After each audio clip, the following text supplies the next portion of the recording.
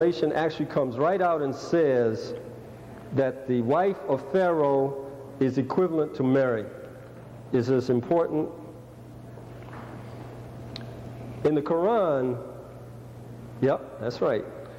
It says that the wife of Pharaoh is an example to all believers and one of the 4 perfect women. This is very powerful now for Islam. I'm not talking about anything that was written by Muhammad or written by followers of Muhammad or anything else. I'm talking about divine revelation that came to an unlettered man, and he spoke what he heard, and they wrote it down and they put it out there. In the Holy Quran of Mecca, the wife of Pharaoh is one of the 4 perfect women.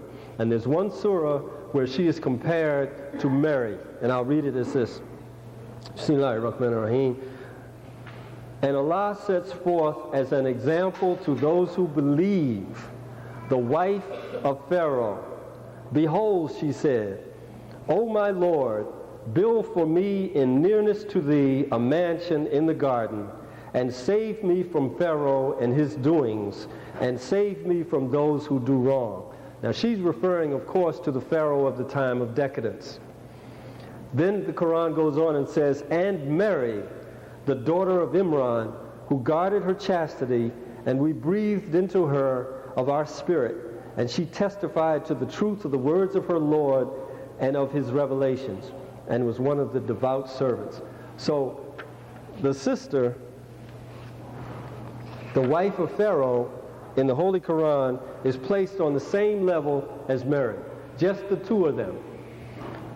So you say, well, what does that mean? The way I'm taught from Christianity, the wife of Pharaoh didn't know what she was doing. This is the woman who took Moses out of the water. She was just being used. She was barren, and she wanted to have a son, and here's this little baby floating down the Nile, and she went in and pulled the baby out and trained him as the Pharaoh, and then when he went back into his other things, she was all upset about it, etc., etc. That's the way we're taught. But in the Quran, it's a different thing. In the Quran, she brought forth the baby, and during that whole exchange, she spoke to the Pharaoh and convinced him to take this child unto himself and herself. And the way she did it was she used a word. The word in the Quran says cited, meaning that the people there, that she spoke poetry, and that the people there did not understand what she was speaking. They couldn't follow what she was saying or what her meaning was, but that she understood it. In this way, if you piece together the language of the Quran around the wife of Pharaoh being an example to all believers, you begin to understand that the wife of Pharaoh was part of the Atenist conspiracy, revolution that was taking place, and that she conspired with the mother of Moses, who was not a Hebrew, but another member of the Atenist group, the Atenist revolutionary group, to preserve this child and build him into the prophet of the Exodus, into Moses. So this is why the wife of Pharaoh is put forth in the Quran by Almighty Allah as an example to believers, because it was like the women, after the death and murder of Akhenaten, took over the Atenist movement. We get the understanding in reading through these Quranic passages that it was the women who had preserved this movement, and that they had conspired to bring forth Moses in this way and to teach him. And this is perfectly consistent with our understanding of the role of women in ancient Kim, that women actually were the protectors and the keepers of the crown. The legitimacy of the Pharaoh himself was based in the women. So I mentioned these few examples.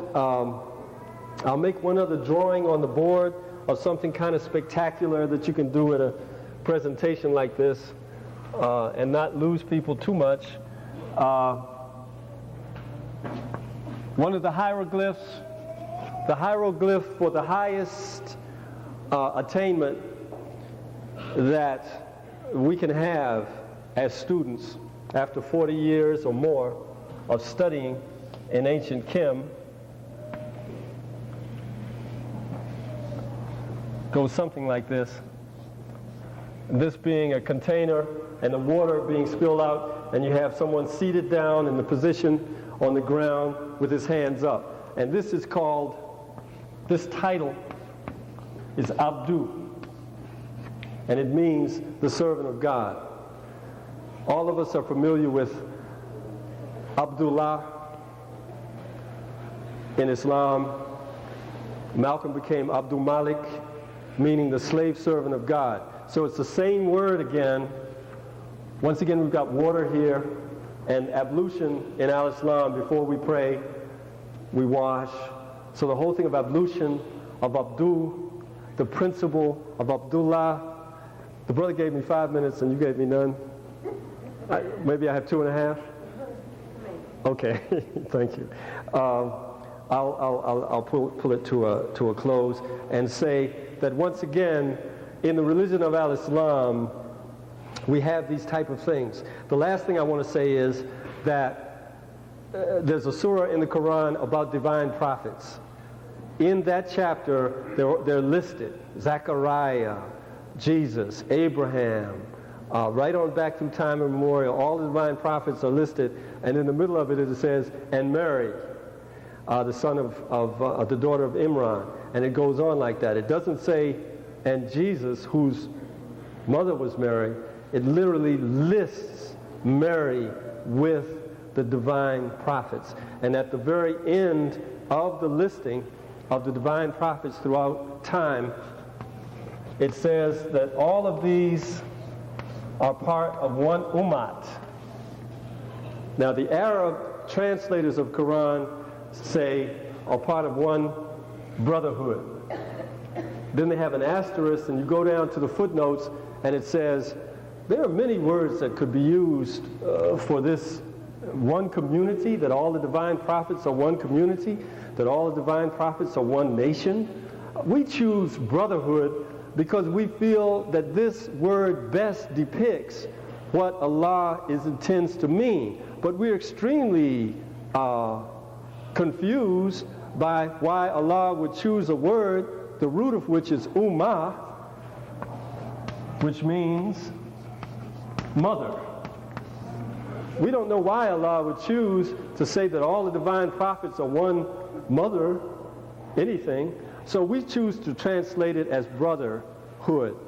It's like one motherhood or one nurturer, so that the very principle of the community of the divine prophets is in fact feminine, and which goes back to the African perspective of Ma'at and etc., and shows that hidden within the Quran, outside of the Arabic prejudices, is our ancient science. I've been given the high sign, so that's it. Thank you very much.